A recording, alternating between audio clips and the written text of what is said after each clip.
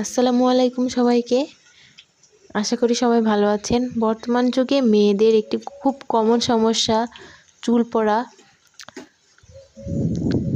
আবার যাদের বাচ্চা হয়েছে নতুন মায়েদের, তাদের তো এই সমস্যাটা আরও বেশি করে ফেস করতে হচ্ছে।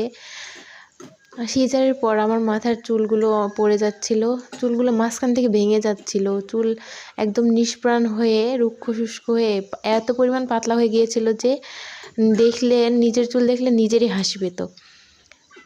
এই গত 2 মাস ধরে আমি এই চুলে হেয়ার অয়েল রেমেডিটি ব্যবহার করছিলাম।